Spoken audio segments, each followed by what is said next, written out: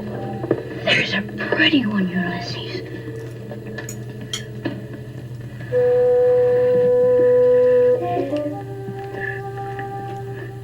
There it is. Hello, BookTube. I'm Shawn Breeze Books, and I'm here for a very special conversation. I'm joined by my subscriber and patron on Patreon, Melanie from Washington State, and we are going to have a deep dive conversation on the Anne Michaels novel Held, which is currently on the Booker long list, published in 2023. Shortlist also. And shortlist. Thank you. You're so much more on the ball. Why does that always happen? Melanie, hello. Hello, nice to be here with you. So this will be a spoiler-free chat until Melanie and I are ready to get into things that happen or characters that appear later in the novel that aren't mentioned in the synopsis. So you will be amply warned when we're about to get into spoiler territory, and you can decide whether to watch or not. It's not particularly a plot-driven novel, so the kind of spoilers might be, oh, this is another character that appears later, rather than, oh, this happened. But there'll be a few things. There was a tiny, infinitesimal bit of plot to the overall novel. So don't worry about spoilers. I guess I'm just going to ask you to get this conversation started by asking, what did you think of Held by Anne Michaels? I wish there was a bigger word than love. Love the first part of the story about Helena and John. Is that their names? Helena? I believe so. Helena and John, yes. I just thought that was gorgeous. And then it kind of abruptly moves into other time and places and people. And I didn't like that part so much. And it was kind of hard in places to stay with, but I am happy that I did. So I feel a little bit conflicted, ambiguous about it, but I think it's an incredibly ambitious novel, and she was attempting somewhat successfully to do something very profound. Yeah. Okay. Yeah. Well, I think I agree with all of that, but I might put a stronger emphasis on it, as is my wont. But Yeah. I ultimately was very disappointed with this book. But I love the writing throughout. And the writing is just gorgeous. But I felt that a lot of other things that are supposed to be part of a novel suffered in service to the writing, so that by the end, there were parts of it that I thought the writing actually veered into pretentiousness, but not very often.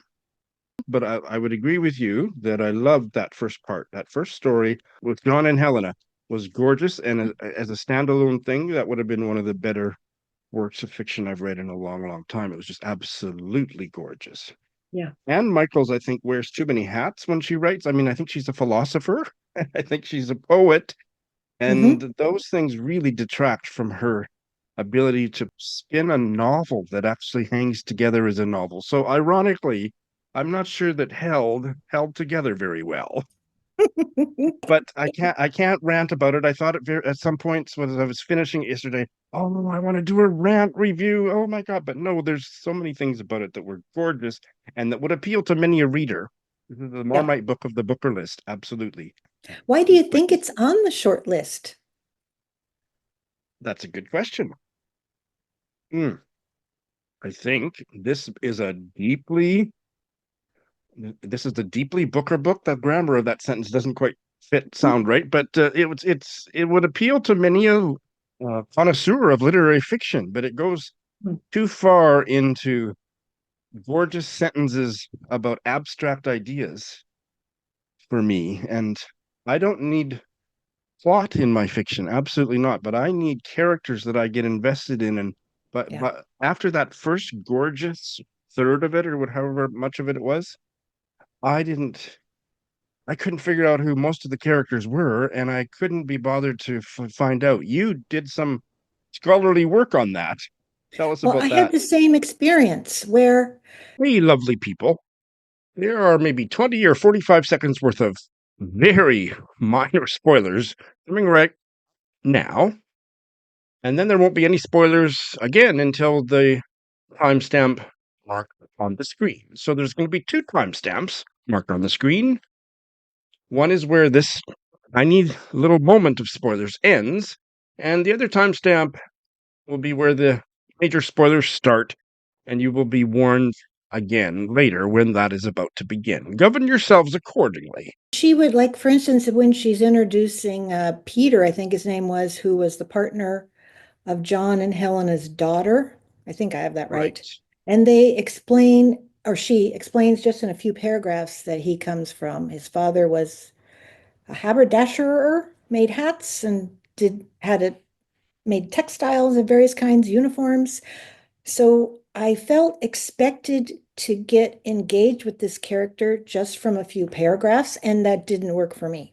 I didn't know him, and so he was not memorable, and I didn't feel invested, as you said. So I felt the same. And so what I did when I finished, I only because I knew I was going to have to talk to you and sound, sort of articulate, I went back and skimmed the whole book and wrote down these names and how they were, because I didn't get it the first time. There are just too many of them. Yeah. Good for you. And I've been doing that with longer novels this year, and it's really helped me kind of stay on track with characters, and it enhances his experience of the novel. So I do want to ask you, I, Yes. I don't think this is a spoiler, about the knitting, because that I have no doubt I will remember that for the rest of my life. Absolutely, and several other reviews mention it. I mentioned it in my Friday reads. Was it just a week Yes. ago? And Yes. struck by that. Absolutely. And I've since seen the Gansey, I think it's pronounced the pullover with the Yes, unique stitching for each village, pronounced Gansey. I've seen that referenced in two other places, and I wouldn't have known what they were talking about. And also I wanted to know if you talked to your mother about this. I didn't. I Oh, mean, I talked to her about the book, but not about that part. yeah. She should be watching my Friday reads anyway, so she should Oh, have heard okay. me talk about it. Okay. And one of the things, I just have it open right here. I have my Kindle, so I can't hold up my book. She has this long couple of sentences where she is listing, there's probably a more literary term for it, but listing the stitches: hailstone stitch, the lightning, diamonds, ladders, chains, cables, squares, etc., etc. So she did some deep research into knitting, among many other subjects, for this book. Absolutely. And I should have said this earlier, but I did this actually probably more than half of it on audio only, but the Yes. rest of it was audio text combo. I had the book open on my lap while I was listening to the audio, and it's narrated by the author, Anne Michaels, and she read it gorgeously. I do note Eric Carl Anderson's criticism of this book, that he felt that sometimes the poet Anne Michaels Yes. took over from the novelist Anne Michaels, and that some of those descriptions weren't necessarily necessary or adding anything to the novel, but I think most of them, I just thought they were gorgeous. Yes, I Absolutely. agree. I agree. I was reminded when you mentioned Eric Carl, I also saw a video by Bob the Booker. He was a bit conflicted about Held for the usual reasons that we've already Yeah. mentioned. And what he decided to do with the short list, except for the one debut book, he went back and read another novel by each author. So he went back and read fugitive pieces. And he said that he understood Held quite a bit better and what she was doing. Okay. I read Fugitive Pieces shortly after it came out, but that was a long time ago, Yeah, myself 1996. also. Yeah, in the middle And I think it was better. I loved it. And I wasn't any more into this kind of loosey-goosey abstract philosophical poetic fiction than I am now. I think that Yeah, there was more character driven. There were actual characters that you got invested in that yes, compared to this, but it yeah, was a long time ago. So yeah. I think I might do that at some point. Reread Fugitive I think Pieces. I will too, actually. And I Isn't know that a good idea? I know Lindy's watching this. If she hasn't turned it off in disgust at my Oh, reaction hi, to this Lindy. novel, by now she's going to be sending me a comment privately or publicly and saying, Shawn, you need to reread Held. You'll get so much more out of it. And I know, because I know she has reread it. She's read it twice this year. And Lindy, no, I don't think I want to, but I will reread Fugitive Pieces because it was actually a novel in my memory. This was a loosey-goosey assortment of gorgeously written things, some of which I will reread the quotes from it. And some of the chapters are quite short. One of them's Shorter, just a it's paragraph or some, and some of them are a few pages or several pages. So it makes me wonder about dipping into this book at some point in the future, just like a book of poetry. well, absolutely. And I'm sure that Lindy, I shouldn't be predicting Lindy's response, but I know her reading taste very well. And I think that she probably experienced a lot of it as like a series of poems that were loosely stitched together. Yeah. And that I found myself kind of appreciating the parts I appreciated in that way. But that's not what I expect of a novel. As I keep saying on my channel, I am a gatekeeper. This is not really a novel.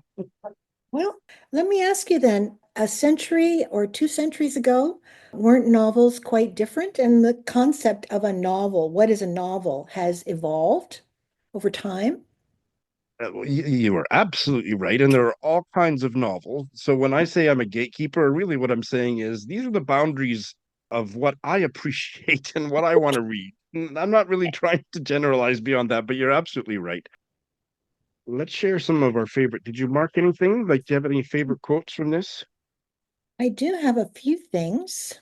One thing I really appreciated almost immediately was she writes in a way that's similar to how my mind works or how I experience my life interiorly. And that is in fragments, in this patchworky kind of way. I don't experience my life as a linear through No. time thing. Yeah. And if you've ever that- told your life story, like I've done it several times in women's groups and various groups, I think it's kind of common. People don't experience that, their lives in chronological order. So one thing, when John is been injured on the battlefield in that first part that we both love, here's the quote. And if he died here in this filth instead of the clean brine, without the Gansey, this is his grandmother that did the knitting. Gansey, the color of the night sea, soaked and clinging to his skin, cold and heavy as chainmail, no one to recognize the error, the little error. And then the next sentence or paragraph, meals in the small garden, rushing inside to undress, the next day finding their teacups in the grass filled with rain. The thin, pale cotton of Helena's nightgown, worn sheer with sleep, the faint shadow of her bare legs. The young soldier, not more than 2 arms' lengths away, continued to watch him without speaking. That's so Yeah. realistic to me. Yes. Yeah, absolutely. Yeah, that first part was just tour de force, really. One of my favorite quotes comes from that section as well. And this is what's the word for this? This is in that chapter where he's still lying on the ground, Mhm. but it's going into the future. What's the word for that? Uh, Prolepsis? I don't This know. one just shook me to the core. He would understand later that there is a moment when your life must become your own. You must claim it from all the other stories you've been given that have been handed down or thrust upon you, or that you've been left holding while someone else claimed theirs. He already knew that the life unchosen, left behind because of cowardice or shame, does not wither, but instead, without exception, grows rampant, choking the path ahead.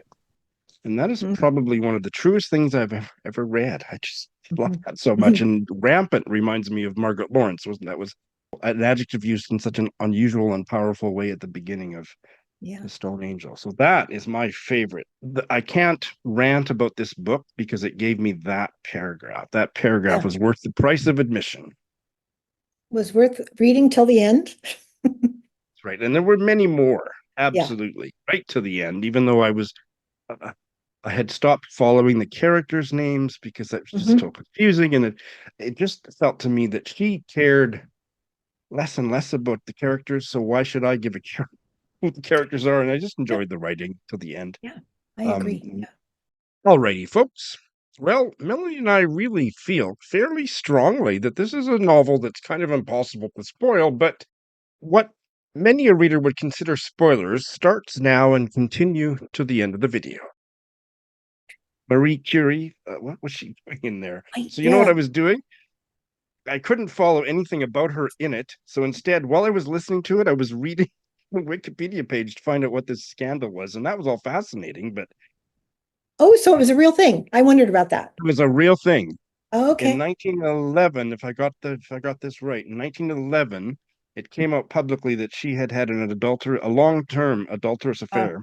Both she and the man were married, and then she was awarded the Nobel Prize for, was it chemistry? She's the first person, I think, to win a Nobel Prize in two different categories. So two Nobels, one yes. in this and that. And Mhm. the scandal had become such a huge thing in Europe that the Nobel Committee, I can't remember if they successfully blocked her from attending the award ceremony or tried to, but yeah. So I was reading all that while I was listening to all this Oh, highbrow, pretentious yeah. stuff to just get what the story was, because Yeah. Anne Michaels is many things, but she's not really much of a storyteller.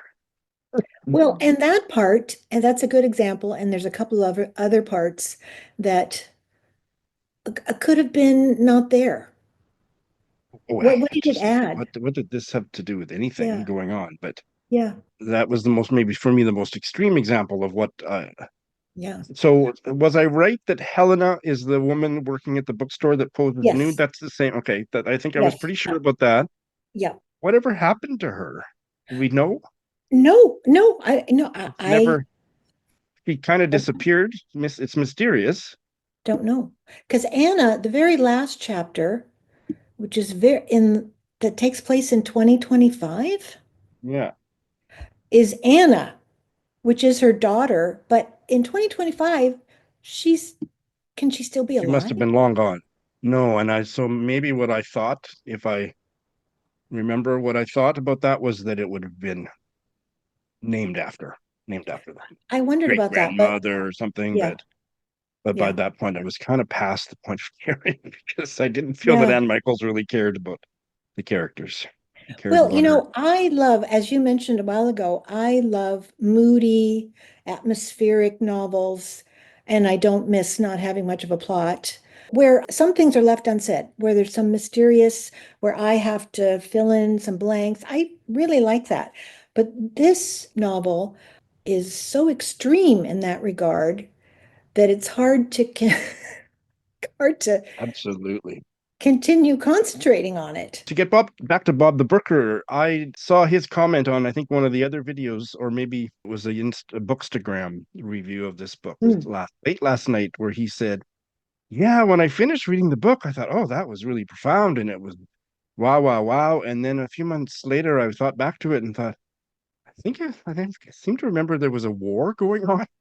Said he didn't really keep very much of it in his brain, yeah. and it stick with him Yeah, a bit. it's very much like a poem. Like I can't recite any of Emily Dickinson's poems, but I have a sort of a feeling about certain lines because some of Yes, her lines are so true, such a yes, like a crystal clear truth, yes, you yes, know. yes. And this kind of a lot of stuff, but then there's these zingy crystalline parts, sentences and words Oh, that that's the perfect word, crystalline. Yeah. I heard another criticism of it that I'm still mulling over. It wouldn't be the way I would articulate my problems with this book, but let me bounce it off you. The criticism was that the tone and the outlook and the kind of philosophical emotiveness, if I can put it that way, philosophical emotiveness for every character was exactly the same. So the characters were indistinguishable from one oh, another. that is so fascinating. Yeah. Yes, I absolutely agree with that. Yeah. Yes. And I think that I agree with it too. I wouldn't have been able to articulate it or didn't think of it at the time. But Yeah. I'm a little bit defensive about that because I once heard that criticism leveled at my favorite novel of all time, Do Not Say We Have Nothing, by Madeleine Thien, where the reviewer said that she couldn't tell any of the characters apart because they were all kind of had that same blah blah Hmm. blah. And I didn't agree with it in that case, but Mhm. I think I agree with it more here. Yeah. That they were all mouthpieces for Anne Michaels and all her big Yes. brain and heart. I mean, there's a lot of Yeah. heart in this novel, but Yeah. she's not really a character maker. Yeah. So, With the exception of that first part, which I felt, yeah, Dawn and Helena were distinguishable from one another, and their love story was powerful. I haven't said yet, have I? Tell me if I have, but I don't think I've said yet since we turned the recorder on that where it first started to turn for me was at the very end of that story. And this is not a spoiler because it's on the synopsis. He's a photographer, and after mm, gets back into his photography business home from the war, he's mm, hired this assistant that the photos that he takes in his studio and develops, they start showing ghosts or the people that were dead people that were really important to the photographic subjects. And I just thought I really struggled with it because I was so deeply invested up until that point. And then when that happened, I just thought, oh, this is too woo woo for me. How about you? pretty much nothing is too woo-woo for me, Shawn. So, I don't really. Okay. no, no. So I can understand that. I don't think it was all photographs because she only mentioned two or three examples. That's true. It wasn't, but it Yeah. happened more than once. Yes, it happened more than once. And it Where, seemed to trigger what the end of John's story was. It seemed to be really an important part of that, triggering yes, that or whatever. Yeah. yeah.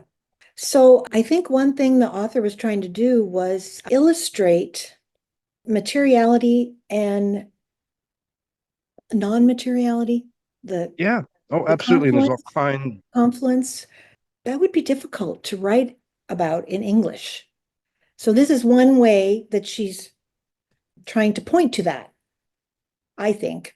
Yeah, but it's just so parapsychological, occult, and there's been so much fraudulent manifestations of that I just can't. It lost me. It lost me. And there's other explanations for it. It could be, this weird thing is happening with his equipment, and he shows it to the customer, the subject of the photograph. Yeah. And what do you make of this? And the person projects their mother onto this fuzzy image just because they Well, miss that's their interesting. mother. Yeah. And, that happens all the time. People Yeah. see things that aren't there. Rorschach test. Yeah. So, I mean, there's other explanations for it besides ghosts.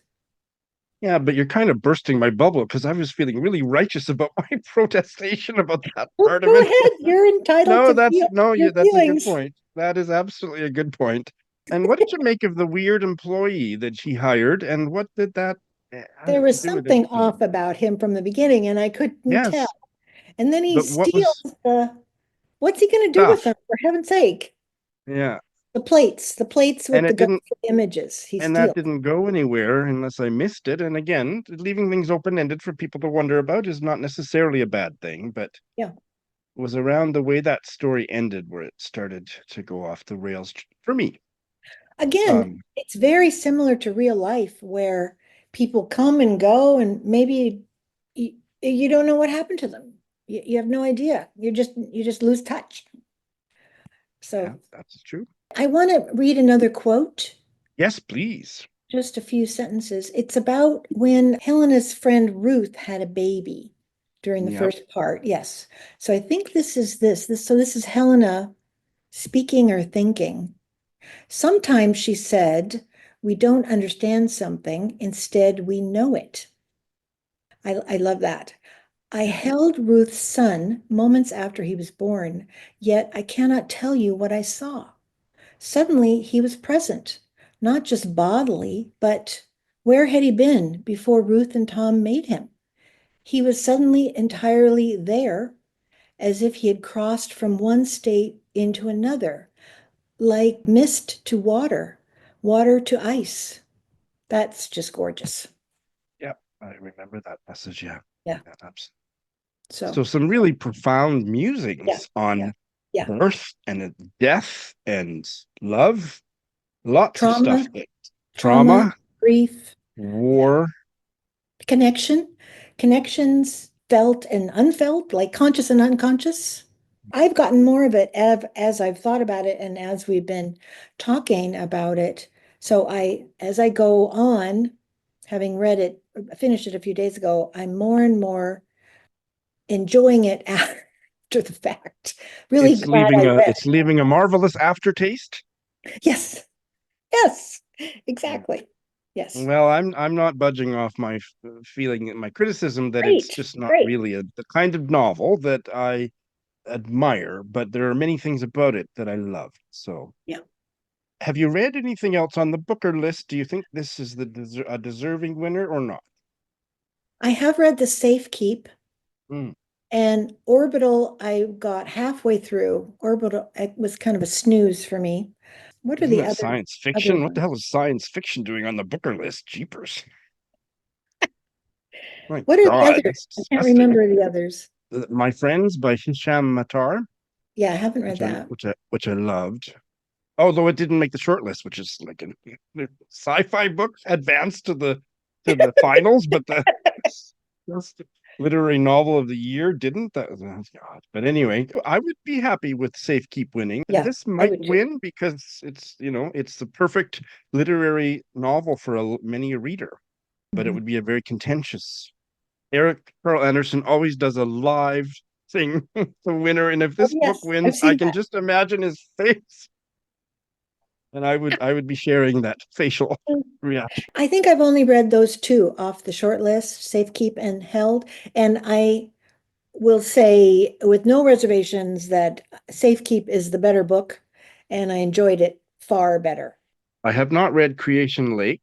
Isn't that by Rachel Kushner? I Yes. haven't read James. Heard really good things about James. Haven't read Stoneyard Devotionals. Oh, I'm Um, just reading that. I'm reading that now. Stoneyard heard really Devotion. good things about it. The other book that I was really disappointed didn't make it to the shortlist was Wandering Stars by Tommy Orange. Yes. But did you read it? Yes. I loved the second half. The first half didn't quite work for me, but the second half was so strong that I just love that novel. Yeah. Mhm. Mhm. So Held wins. How will you feel? Oh, I'll feel a little bit of dread, like all these people are gonna come out saying awful things about it, but Like I say, at a certain point, as I was getting to the end of the book, I thought, oh, this is a book I really want to do a rant video about. But the more I thought about it overnight, no, there's a lot of things to appreciate about it. I understand why a certain kind of reader, Lindy, I'm thinking of you expressly, would, but I thought it was a Mhm. failure as a novel, some brilliant and very deeply moving and beautifully written part. Yes. Or it's some kind of experimental novel Yes. or Yes. novel poetry hybrid. Hybrid So vision. I want to ask you one final thing. So I Mhm. do intend to read it again. I wonder about listening to it the second time. What would you have to Oh, say? I really recommend it. She reads it Okay. beautifully. Okay. She reads That might be a really fun thing to beautifully. do. Yeah. Yeah. Well, Melanie, a few minutes ago, you talked about, was his name Walter? That is John's assistant. I think his name is Walter. Mr. Stanley, I think. Mr. Stanley. And the fact that we don't really find out what happened to him or what the purpose of him being in the story, it was very lifelike that people come Mhm. into our lives and then go out of our lives. And I thought as you were saying that, yes. And then there are other people that we're really glad have stuck around throughout the years. So, Melanie, you are one of those people who haven't disappeared from my life. And this was a wonderful conversation. So, thank you so Yes. much. Thank you. Thank you, Shawn.